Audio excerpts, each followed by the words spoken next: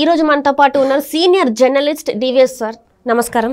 నమస్తే అండి సార్. ఇప్పుడు ఏంటంటే మన జరిగిన యువగలం సక్సెస్ మీట్ అయితే జరిగింది. సో దీని మీద సంకేతాలు జగన్కి ఎలా వెళ్ళుంటాయి అండ్ దీనికి రివర్స్ కౌంటర్ ఎలా ఇవ్వబోతున్నారు సార్? యువగళం ముగింపు సభ మొన్న విశాఖ పోలేపల్లి వద్ద దద్దరిల్లింది. జనం విపరీతంగా వచ్చారు. అది ఫెయిల్ చేయాలని అనేక ప్రయత్నాలు చేసింది జగన్మోహన్ రెడ్డి ప్రభుత్వం. ఆర్టీసీ బస్సులు కూడా ఇవ్వలేదు. అవును సార్. ఇప్పుడు నిన్న జగన్మోహన్ రెడ్డి ట్యాబులు పంపిణీకి వెళ్ళాడు. దానికి ఆర్టీసీ బస్సులు ఇచ్చారు కదా. జగన్మోహన్ రెడ్డి సభలకి జనాన్ని తరలించడానికి ఆర్టీసీ బస్సులు ఇచ్చినప్పుడు అదే మరి అచ్చెన్నాయుడు రిక్వెస్ట్ లెటర్ పంపి ఆర్టీసీ బస్సులు ఇవ్వండి అంటే ఇవ్వచ్చు కదా. వాళ్ళు డబ్బులు కట్టేక బస్సులు తీసుకునేది. అంటే బస్సులు ఇవ్వకుండా ఫెయిల్ చేయాలని చూసినా అంతమంది హాజరయ్యారంటే అది జగన్మోహన్ రెడ్డి ప్రభుత్వం మీద ఎంత తీవ్ర వ్యతిరేకత ఉందో నిన్నటి యువగళం సభే ఉదాహరణ. రైట్. అక్కడికి వచ్చిన జనమంతా కూడా తెలుగుదేశం అభిమానులు, జనసేన అభిమానులుగా చూడటం కాదు మనం, అది జగన్ బాధితుల సభ. అక్కడికి వచ్చిన వాళ్ళంతా జగన్ బాధితులే. గత 5 ఏళ్లలో జగన్మోహన్ రెడ్డి ఒక్క తెలుగుదేశం నాయకులు కార్యకర్తల మీదే 60,000 మంది మీద కేసులు పెట్టాడంట. 256 మంది నాయకుల్ని జైలుకి పంపాడు. అచ్చెన్నాయుడిని 83 రోజులు జైల్లో పెట్టాడు. కొల్లు రవీంద్రని 56 రోజులు జైల్లో పెట్టాడు. ధూళిపాల నరేందర్ని 20 రోజులు జైల్లో పెట్టారు. పట్టాభిని 15 రోజులు జైల్లో పెట్టారు. అసలు ఎందుకు అక్కడ దాకా ఆయన మాజీ ముఖ్యమంత్రి తెలుగుదేశం అధినేత చంద్రబాబునే 53 రోజులు జైల్లో పెట్టారే. మొత్తం పైనుంచి కింద దాకా, గ్రామ స్థాయి నుంచి జాతీయ స్థాయి దాకా కార్యకర్తలపై కేసులు, నాయకులపై కేసులు. జనసేన పవన్ కళ్యాణ్ ఆంధ్రప్రదేశ్లోకి రావాలంటే రానివ్వలేదు, బోర్డర్స్లో ఆపేశారు. ఆయన ఏం చేశాడు? అడ్డంగా పడుకున్నాడు, రోడ్డుకి అడ్డంగా పడుకున్నాడు. ఎవరు? పవన్ కళ్యాణ్. రోడ్డుకి పవన్ కళ్యాణ్ అడ్డంగా పడుకుంటే నాకు గతంలో ఎన్టీఆర్ ఇలాగే పడుకున్నాడు. సెక్రటేరియట్ ముందు ఆయన్ని కూడా ఇలాగే ఏదో చేస్తే ముఖ్యమంత్రిగా అప్పుడే రోడ్డుకి అడ్డంగా పడుకుంటాడు ఎన్టీఆర్. అంటే ఇప్పుడు పవన్ కళ్యాణ్ రోడ్డు మీద పడుకునే పరిస్థితి ఎందుకు తెచ్చారు అంటే, పవన్ కళ్యాణ్ ఒక పార్టీ అధ్యక్షుడు, అతను రాష్ట్రంలోకి రావటానికి నువ్వెవరు అడ్డం పట్టడానికి? నీకు అందుక అధికారం ఇచ్చింది. ఇది ప్రజాస్వామ్యం, జగన్ స్వామ్యం కాదు కదా. ఇప్పుడు ఇక్కడ ప్రజలు స్వాములు, జగన్ స్వామి కాదు. ఆయన ఏంటి? ధర్మకర్త మాత్రమే. ఆయన కేవలం పరిపాలకుడు, కాపలాదారు మాత్రమే. అది కూడా ఎన్నేళ్ళు? 5 ఏళ్లే ఆయనకి ఇచ్చింది కూడా. ఇప్పుడు జనసేన కార్యకర్తలు వాళ్ళ నాయకుడిని రిసీవ్ చేసుకోవడానికి ఎయిర్పోర్ట్కి వెళ్ళారు విశాఖలో. పవన్ కళ్యాణ్ వచ్చాడు. అక్కడ పెద్ద గొడవ, 125 మంది మీద కేసులు పెట్టి జైలుకి పంపారు. ఎవరు? జనసేన కార్యకర్తల మీద. పవన్ కళ్యాణ్ ఇప్పటం అనే ఊళ్ళో జనసేన ప్లీనరీ పెట్టాడు. రైట్. ఆ ప్లీనరీ పార్కింగ్ కోసం 52 ఎకరాలు ఇచ్చారు. అక్కడ రైతులు అంటే పవన్ అభిమానులు వాళ్ళంతా కూడా ఇస్తే వాళ్ళు ఆయనకి భూములు ఇచ్చారు అనే కక్షతో 52 ఇళ్ళు కొట్టేశారు. అంటే వాళ్ళకి నచ్చిన రాజకీయ పార్టీ నాయకుడు అడిగితే భూములు ఇస్తే అది వాళ్ళిద్దరి మధ్య సంబంధం. ఏదైనా నష్టం జరిగితే ఆయన ఇస్తాడు పరిహారం. నువ్వు కక్ష కట్టి వాళ్ళ ఇళ్ళు కూలగొట్టకూడదు కదా.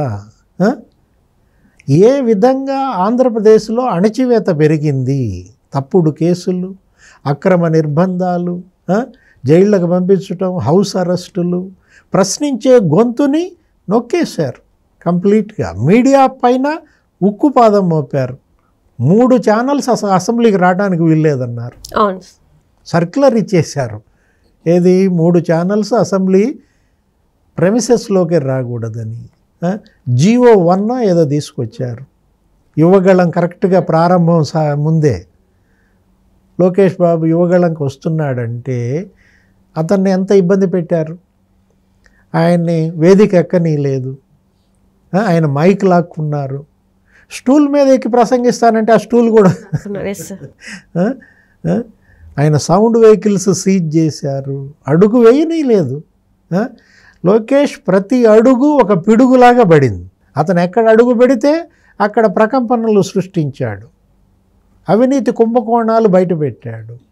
ఒక్కొక్క ఎమ్మెల్యే పాదయాత్ర జరుగుతున్న చోట అతను చేసిన అవినీతిని ఆధారాలతో సహా బయటపెట్టుకుంటూ వచ్చాడు. మీరు చూసుంటారు. ఆ ధర్మవరం ఎమ్మెల్యే కేతిరెడ్డి వెంకటరామరెడ్డి ఎర్రగుట్ట ఆక్రమించి అక్కడ ఏదో స్విమ్మింగ్ పూల్స్, పెద్ద రాజప్రసాదాలు, హార్స్ రేస్ క్లబ్ లాగా అవన్నీ చేసిన దాన్ని శాటిలైట్ ద్వారా ఫోటోలు తీపిచ్చి అవన్నీ కూడా బయట పెట్టేసరికి ఎమ్మెల్యేలకి గంగ వెర్రులు ఎత్తిపోయింది. యువగళాన్ని ఆపడానికి వీళ్ళు చెయ్యని ప్రయత్నం లేదు. ఆ వాలంటీర్ల మీద కూడా కేసులు పెట్టి జైళ్ళకు పంపారు యువగళం వాలంటీర్లు. వీటన్నిటిని తట్టుకుని నిలబడి వాళ్ళు పాదయాత్ర చేసుకుంటూ వచ్చారు 3000 కిలోమీటర్లు. ఒక రకంగా లోకేష్ని హీరో చేశారు. రాజ్యాంగం పట్టుకుని నడవాల్సిన పరిస్థితి ఒక పార్టీ నాయకుడు. ఇది కాదు కదా అంబేద్కర్ కోరుకున్నది. భారత రాజ్యాంగం ప్రజాస్వామ్యం అన్ని రాజకీయ పార్టీలకి సమాన హక్కులు ఇచ్చింది, పౌర హక్కులు ఇచ్చింది. ఇవాళ ప్రజలు నిరసన తెలిపే హక్కు లేకుండా చేస్తారా? ఇప్పుడు ఇవాళ ఏం జరుగుతోంది? అంగన్వాడీలంతా రోడ్డు మీదకి వచ్చారు, ధర్నాలు 6 రోజులుగా. ఇవాళ వంట వార్పులుగా మొత్తం రోడ్డు మీదే భిక్షాటనలు. ఆంధ్రప్రదేశ్ అతలాకుతలమైపోతుంది. ఆశా వర్కర్లు వాళ్ళు ధర్నాలు చేస్తున్నారు, పారిశుద్ధ్య కార్మికులు వాళ్ళు ధర్నాలు చేస్తున్నారు. ఎందుకు ఈ పరిస్థితి? వాళ్ళకి ఇచ్చిన హామీలు నువ్వు నెరవేర్చలేదని. జగన్మోహన్ రెడ్డి ఇచ్చిన మేనిఫెస్టో సక్రమంగా చేయకపోవటం వల్ల వచ్చిన అనర్థం ఇదంతా కూడా. యువగళం వేదిక, యువగళం ముగింపు సభ సక్సెస్ అయ్యేసరికి కన్నుగుట్టింది. ఆ వచ్చిన జనాన్ని చూసేసరికి వీళ్ళకి అక్కసు పెరిగిపోయింది. పవన్ కళ్యాణ్, చంద్రబాబు, బాలకృష్ణ, లోకేష్ వీళ్ళందరినీ ఒక ఫ్రేమ్లో చూసేసరికి లోకేష్ అన్నాడు కదా స్పీచ్లో, జూమ్ చేసి చూపించండి, తాడేపల్లిలో టీవీలు పగిలిపోతాయనో ఏదో అన్నాడు. మరి పగిలియో లేదో మనకు తెలియదు నిజంగానే. పగిలినట్టే కనపడుతోంది చూస్తుంటే పరిణామాలు. ఇప్పుడు పవన్ కళ్యాణ్ ఏమని చెప్పాడు స్పీచ్? స్పష్టంగా చెప్పాడు ఏ పరిస్థితుల్లో తను పొత్తు పెట్టుకోవాల్సి వచ్చిందో చెప్పాడు.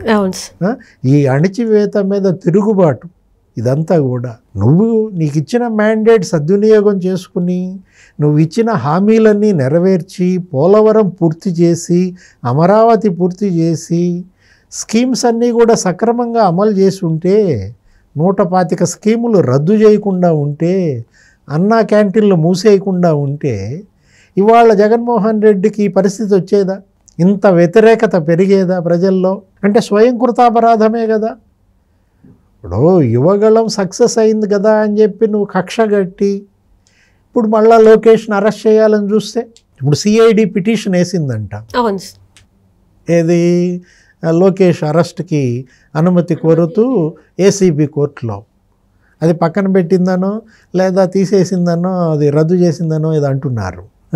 అంటే చంద్రబాబు అరెస్టు చేశారు, చేతులు కాల్చుకున్నారు, తీవ్ర వ్యతిరేకత వచ్చింది.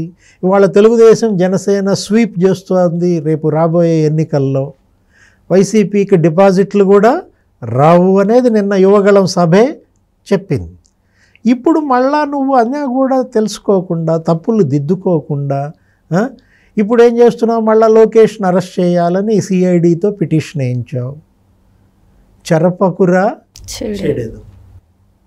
తెలుగుదేశాన్ని చెరపాలని చూస్తే చెడేది జగన్మోహన్ రెడ్డి, జనసేనని చెరపాలని చూస్తే చెడేది జగన్మోహన్ రెడ్డి. రాష్ట్రాన్ని ఆల్రెడీ చెరిపేశాడు, దిద్దుకోలేనంత తప్పు చేశాడు. ఇవాళ ఆంధ్రప్రదేశ్ అధోగతి పాలవటానికి ప్రధాన కారణం Jaganmohan Reddy. Right, thank you so much sir, thank you. So ఇది ఇవాళ చర్చ. తిరిగి మరొక చర్చతో మీ ముందుంటాను. అంతవరకు సెలవు. నమస్తే.